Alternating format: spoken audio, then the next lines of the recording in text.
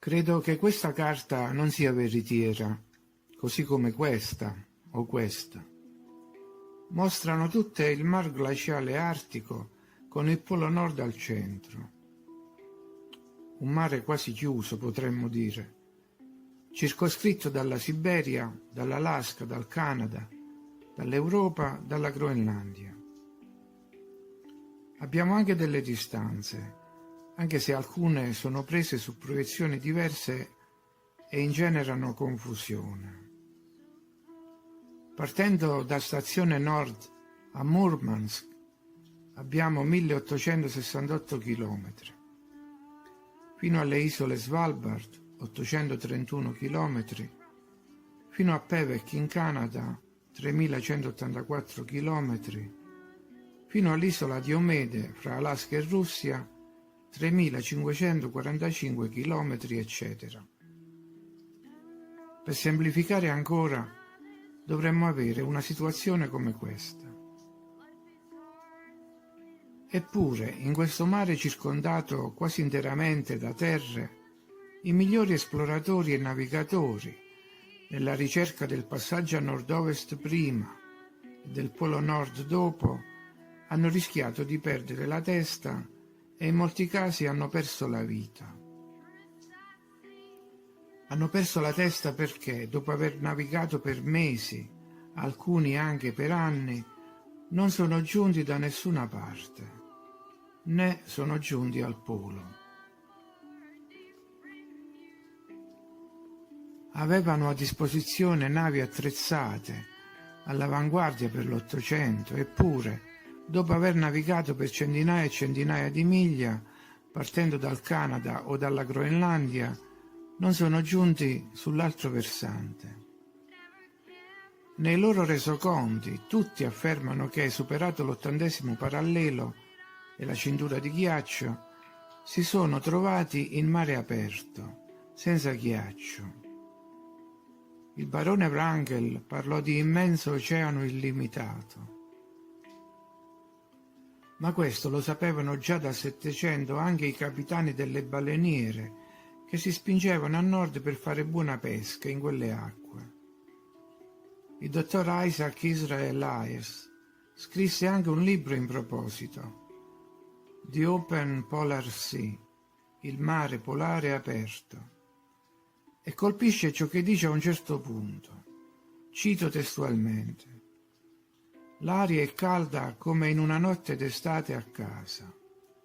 E poi addirittura scrive: «Il cielo è luminoso e morbido, ispiratore come i cieli d'Italia».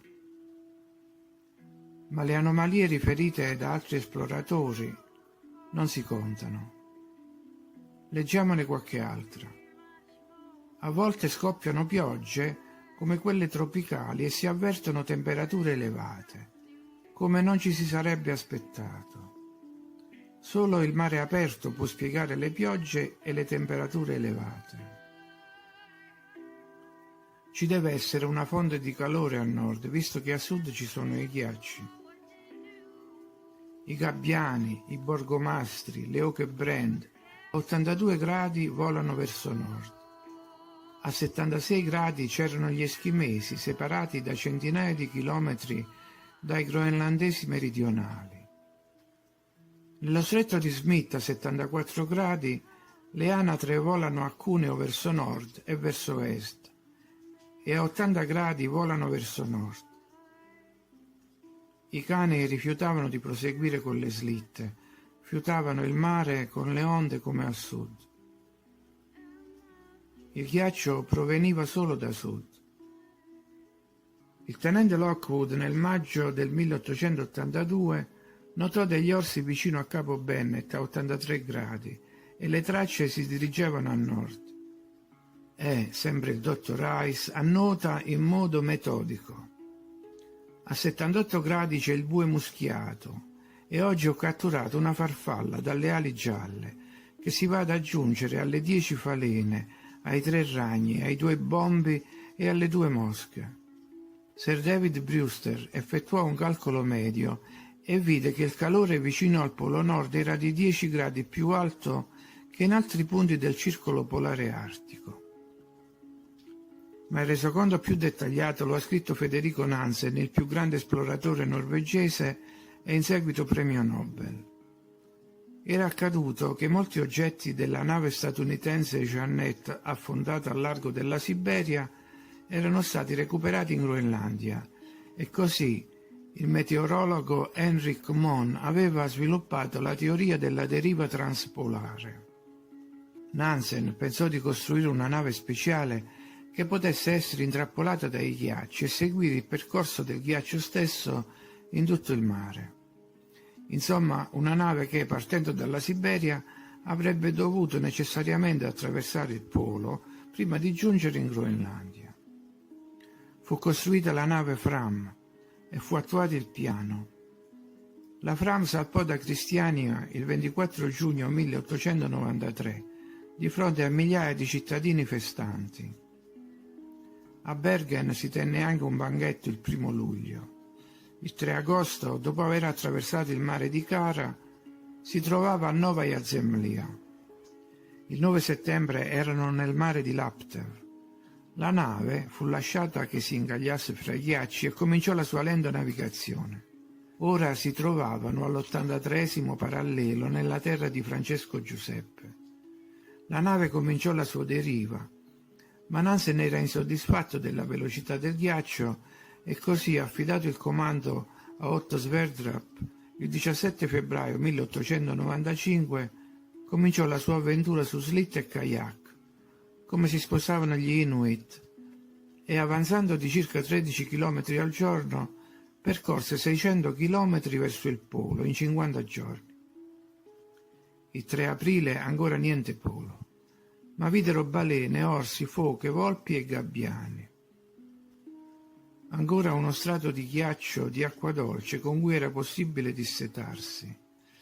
Il 13 aprile gli orologi si fermarono e non poterono più calcolare la longitudine. Continuarono ad avanzare, ma ormai era chiaro che si erano persi. Il 26 aprile trovarono dei crostacei nel mare aperto, da quali coste si erano distaccati. Animali e uccelli rappresentavano il mistero più grande. Non potevano venire da sud. Dove mai si riproducevano? Il 28 settembre cominciò un nuovo inverno e per 8 mesi rimasero chiusi in un rifugio, uscendo solo per procurarsi il cibo, trichechi e foca. Il 13 agosto 1896 ritornarono, ma Nansen non aveva compreso dove avesse trascorso l'estate e l'inverno precedenti.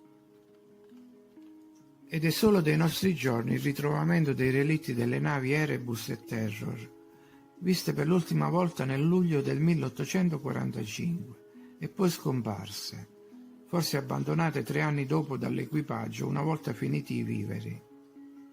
128 uomini morirono. Questa storia è importante perché subito dopo la scomparsa delle navi, Lady Jane Griffin organizzò una spedizione di salvataggio per ritrovare il marito, a cui parteciparono 11 imbarcazioni, a cui si aggiunsero navigatori indipendenti per un totale di 39 missioni, attirati anche dalla ricompensa che la donna aveva istituito. Una inutile ricerca a quanto pare fino ad oggi. Evidentemente il mare è molto più esteso di quanto si dica. Ma c'è dell'altro. È proprio recentissima la scoperta di un'isola, la terra più settentrionale di tutte, dicono. Credo che piano piano le scopriranno tutte.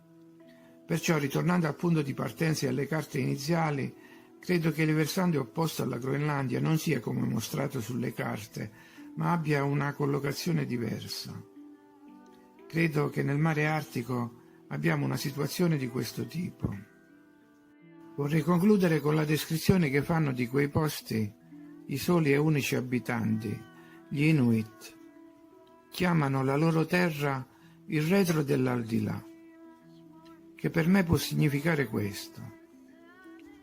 Esistono altre terre al di là e loro vivono all'estremità, facendo quasi più parte di quell'aldilà che del nostro al di qua.